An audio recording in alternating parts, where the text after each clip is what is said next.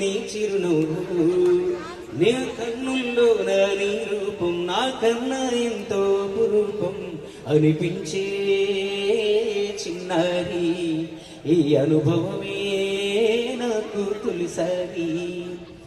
ఆ తర్వాత రామ్ చరణ్ గారి సినిమాలో డిల్లగు డిల్లగు డిల్లగు డిల్లాడిల్లకు చెయ్యక పిల్ల, మెలుకు మెలుకు సిలక నువ్వేట పెదవే కొరక, కొని వాళ్ళ దారి కొడుక నీకప్పుడే ఇంతటి కొడుక. ఆ ఉక్కులైన పాడితే బాగోదులేండి, అందరు చదువుకున్న పిల్లలు. సో ఇవన్నీ పాటల తర్వాత నాకు ఒక మిత్రుడు చెప్పాడు ఉస్మానియాకి వస్తూ ఉంటే, అన్న నీ స్టోరీని కొంచెం క్రిస్ప్ చేసి చెప్పన్నా, ఇక్కడ చాలా బాగుంటుంది, మనోళ్ళందరూ ఇన్స్పిరేషన్గా తీసుకుంటారని. నా ఊహ తెలియని టైంలో, ఉద్యమాలు నడుస్తున్న టైంలో, తెలంగాణ ఆంధ్ర అనే వివక్షలు నడుస్తున్న టైంలో నేను సినిమాల్లో మీరు విన్న పాటలన్నీ రాశాను, కంపోజ్ చేశాను. కొన్ని పాటలు నేనే కంపోజ్ చేసిన, అన్అఫీషియల్గా రైటర్గా ఉండేది. కరెక్ట్గా ఇక మంచిగా మన బండి పట్టాలు ఎక్కుతుందిరా, రహదారి ఎక్కుతుందిరా, మనం ఇండస్ట్రీలో మంచిగా కొట్టేస్తాంరా అన్న టైంలో వచ్చినాయి ఉద్యమాలు. ఇక మన ఊరం మాట మాట్లాడితే నువ్వు అంటాం, మనకు మీరు రాదు, అండి రాదు, చూడగానే గుర్తుపట్టేస్తారు. అలాంటి టైంలో ఏమైందో తెలియదు, ఇది కారణం అని చెప్పలేను. చాలా గ్యాప్ వచ్చేసింది, మనల్ని ఎవరు పట్టించుకోవట్లేరు, మనకు ఆఫర్సే లేవు. తెలంగాణ వాళ్ళం కదా, పక్క నల్లగొండ మైలదుప్పులపల్లి గ్రామం నుంచి వచ్చిన వాళ్ళు పట్టుదల. నాకెవరో సినిమా తీసి నాకెవరో బ్రేక్ ఇచ్చేది ఏందబ్బా, నేనే సినిమా తీసుకుంటా అని చెప్పి రూమ్ రెంట్లు కూడా కట్టుకోలేని స్టేజ్లో 1.5 కోటి పెట్టి 2014లో సినిమా తీసినా నేను సొంతంగా. మా తమ్ముడిని హీరోగా పెట్టినా నేను, చాలా మంది మిత్రులందరికీ. అప్పుడు కూడా బిజినెస్లు పేరున్న వాళ్ళని పెట్టి సినిమాలు తీస్తే మనకు డబ్బులు వస్తాయి ఇవన్నీ చూడకుండా ప్రతి వాళ్ళని ఎవరు నాలాగా స్ట్రగుల్ అవుతున్నారో వాళ్ళందరిని పెట్టుకుని తీసినాం. అప్పుడే తెలంగాణ వచ్చింది, సినిమా రిలీజ్ చేసినాం. ఆ సినిమాలో బతుకమ్మ కల్చర్లు పెట్టినాం, బోనాలు కల్చర్లు పెట్టినాం, మన తెలంగాణ సంస్కృతి అంతా పెట్టినాం. ఎవరు పట్టించుకోలేదు, అసలు వాళ్ళకే అర్థం అవట్లేదు ఇక్కడ సినిమాల పరిస్థితి ఏంటి, మనం ఇక్కడ ఉండాలా ఎడిపోవాలని.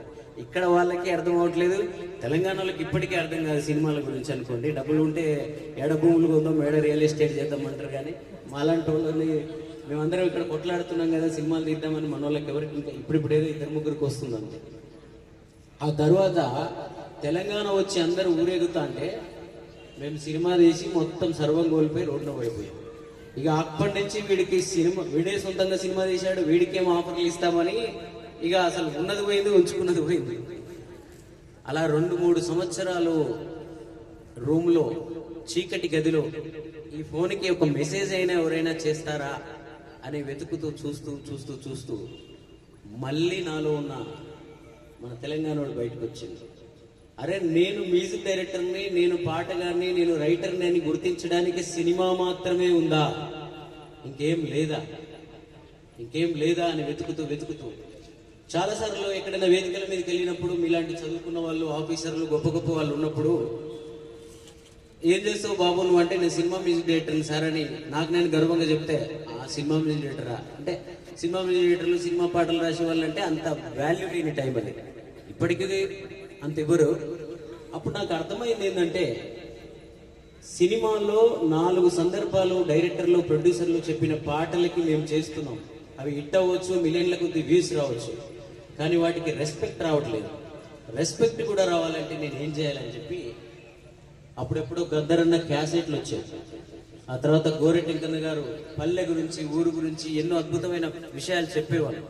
కానీ వీటన్నిటికీ ఒక రకమైన కలర్ని పూసేసి వాటిని అంతవరకే చూసేవాళ్ళు. ఇదే కోణాలని, ఇదే అంశాలని సినిమాటిక్లో ప్రజల్లోకి ఎందుకు తీసుకెళ్ళకూడదు? అప్పుడప్పుడే వస్తున్న యూట్యూబ్ని నేను ఎందుకు వాడుకోకూడదు? ఈ యూట్యూబ్ అనగానే ఏదో విప్లవాత్మక పాటలు లేదంటే ఫోక్ పాటలు ఇలాంటివి కాకుండా సామాజిక అంశాలకి ఒక సినిమాటిక్ యాడ్ చేసి ఎందుకు తీసుకెళ్ళకూడదు? నేనెందుకు మ్యూజిక్ డైరెక్టర్గా ప్రజల దగ్గర గెలవకూడదు? సినిమాలో గెలవట్లేను, ఓకే, ఓడిపోతున్నాను, ప్రజల దగ్గర ఎందుకు గెలవకూడదని మొదలుపెట్టిందే మొదటి పాట నువ్వు రాయి నేను శిల్పి. మీరందరూ నన్ను గెలిపించారు. అప్పటికి మీకు నేను తెలంగాణ వాడిని అని తెలియదు, నేను నల్గొండని తెలియదు. ఎందుకంటే ఆ పాట అప్పటిదాకా చిన్ని చరణ్ అనే పేరుతో ఉన్న నేను చరణ్ అర్జున్ అని ఒక కొత్త పేరు మార్చి ఆ పాట రిలీజ్ చేశాను. ఆ పాటను అందరూ పాటగానే మీరందరూ ఎత్తుకున్నారు, ప్రాంతాలకు అతీతంగా ఎత్తుకున్నారు. సో అక్కడి నుంచి నా ప్రస్థానం మొదలైంది, మీ అందరికీ తెలుసు. అప్పటి నుంచి నేను ఒకటే అనుకున్నా, 80 ఏళ్ల తెలుగు చిత్ర పరిశ్రమలో రాని అంశాలు ఏమేమి ఉన్నాయి. అన్నదమ్ములు, చిన్న చిన్న విషయాలు, ఒక్క నిమిషం కూర్చుంటే ఒడిసే గొడవ అన్నదమ్ములవి. అలాంటి అన్నదమ్ములు విడిపోతున్నారు. ఆ అన్నదమ్ములు పాట ఎందుకు చేయకూడదు? నేనున్న గర్భంలోనే ఏడాది నువ్వున్నావు తమ్ముడా, ఇప్పుడు నువ్వాడ నేను ఈడా, మనకెందుకు అడ్డుగోడ తమ్ముడా. చిన్నప్పుడు నీది నాది ఒకటే ఇల్లు, ఇప్పుడు నీ ఇల్లు నా ఇల్లు అంటారే వీళ్ళు. నే తొడిగిన అంగీలాగే నీకొచ్చేది, ఇప్పుడు నీ దారి నా దారెందుకు వేరయ్యింది. నన్నెవ్వడు ఏమన్నా నీ నెత్తురు మరిగేది, ఇప్పుడెందుకు నీకు నాకు ఈ పంచాది. ఏ బంధం అయినా కలుపుకుంటే మొదలవుతాది, తోబుట్టు బంధం ఒకటే ఇంకేడా దొరకది. ఈ పాట విని కలిసిన ఎంతో మంది అన్నదమ్ములు నేను వెళ్తున్న దారి కరెక్టేనని చెప్పి నాకు నిరూపించారు. నువ్వు రాయి నేను శిల్పి, చెక్కుతున్నంతసేపు నిన్ను నేను చెక్కుతున్నంతసేపు, ఆ తరువాత అంటారంతా నిన్ను దేవుడని, నేను అంటారని వాడిని. సో ఇలాంటి సందర్భాలు, ఊర్లలో ఉండే వివక్షలు, శ్రామిక వర్గాల కష్టాలు, ఒక వేశ్యాగానం కావచ్చు, ఇలాంటి పాటలన్నీ చేస్తూ చేస్తూ ఈరోజు ఉస్మానియా యూనివర్సిటీ లాంటి వేదిక మీద మీ అందరి ముందు ఈ మాత్రమైనా మాట్లాడగలిగే స్థాయికి నేను వచ్చాను. అందుకే ప్రతి పాట, నా పాటని స్టేటస్ పెట్టిన ప్రతి ఒక్కరికి, నా పాటని ప్రజల దాకా చేర్చిన అందరికీ మనసారా కృతజ్ఞతలు ఈ ఉస్మానియా వేదిక ద్వారా చెప్తూ, ఈ ఉస్మానియా వీరుడు ఇందాక నేను చెప్తున్నారు, నాకు మెసేజ్లు పెడుతున్నారు, అన్నా పాట పాడు, అన్నా పాట పాడని. కొంచెం కొంచెం పాడతా, అన్ని చాలా చూపించాలి, టైం లేదు.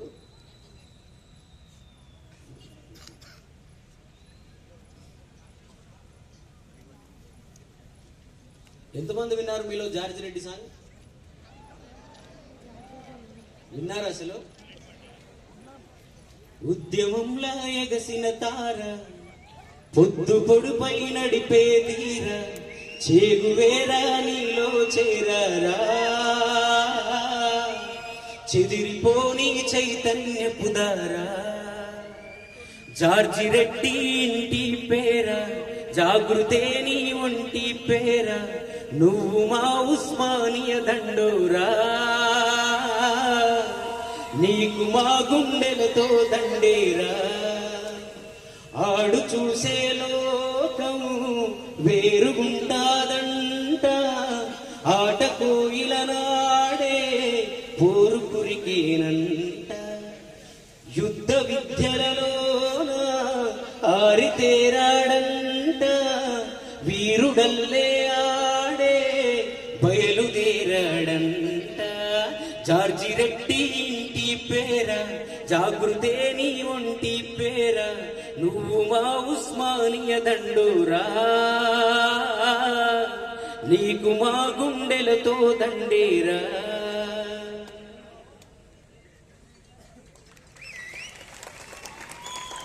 Thank you. ఇంకా మీరేమైనా పాడమంటారా? ఇంకా పాడాల్సిన వాళ్ళు చాలా మంది ఉన్నారు. అలాగే ఈరోజు ఇంకో పాట కూడా నేను రాంగ్ టైంలో రిలీజ్ చేసిన, అది మీ దాకా రాలే. తెలుగు గురించి ఈ వేదిక కాబట్టి ఆ పాట పాడాలి నేను. అప్పుడే తెలంగాణ వచ్చి మనం అంతా చాలా ఊపులో ఉన్నాం, ఇంకా మనదే అని. అలాంటి టైంలో నేను ఒకసారి తెలుగు భాషా దినోత్సవం రోజు తెలుగు పాట గురించి రిలీజ్ చేశాను. అది ఎవరు పెద్దగా పట్టించుకోలేదు. ఒకసారి ఇప్పుడు వినండి, యూట్యూబ్లో ఉంటుంది తెలుగు భాష సాంగ్ అని. తేనె కన్నా తీయనైన మాట తెలుగేరా, వీణ కన్నా వినసొంపైన పాట తెలుగేరా. తిరుపతిలోన ఎంకన్న సాచి, యాదాద్రిలో నరసన్న సాచి, సింహాచలము అప్పన్న సాచి, తెలుగే మనల కలిపేతి వాచి. యాసలే వేరైనా నీది నాది ఏ ఊరైనా, భూమి పైన పడగానే పలికే తొలి పలుకు ఖండాంతరాల్లో యాడున్నా గుండెల్లో శబ్దమై ఉన్నా రెండక్షరాల పదమే అచ్చ తెలుగులో అమ్మ. భౌగోళికంగా వేరైనా భావాలు భాష మారేనా విడదీయలేని బంధంగా కలిపాడు మనల బ్రహ్మ. తెలుగు భాష ఎక్కడ ఉన్నా, మనం భారతదేశంలో, అమెరికాలో, లండన్లో ఎక్కడున్నా తెలుగు భాష, తెలుగు పలుకు ఎక్కడ వినపడినా మనం అల్లుకుపోతాం అందరం. సో అందుకని ఆ రోజుల్లో మనం అందరం ఒకటే అని ఈ పాట చేశాను. ఇంకా మీ అందరికీ రిలవెంట్గా ఈ మధ్య కాలంలో బాగా హిట్ అయిన పాటలు చరణాలు. ఆ పాట ఎందుకు పాడుతున్న చివరిగా అంటే, మీ అందరికీ నేను అమ్మ పక్షాన్ని అసలు తీసుకోను. ఎందుకంటే అమ్మ గురించి చెప్పడానికి అద్భుతమైన కవులు, కళాకారులు చాలామంది ఉన్నారు. కానీ నాన్న ఎందుకు పాప వెనకబడతాడు. అందుకే నేను నాన్న గురించి పాటలు ఎక్కువ చేశాను. నాన్న సినిమానే విమానం అనే సినిమా నాకు వచ్చింది. ఆ సినిమాలో ఒక పాట ఉంటుంది.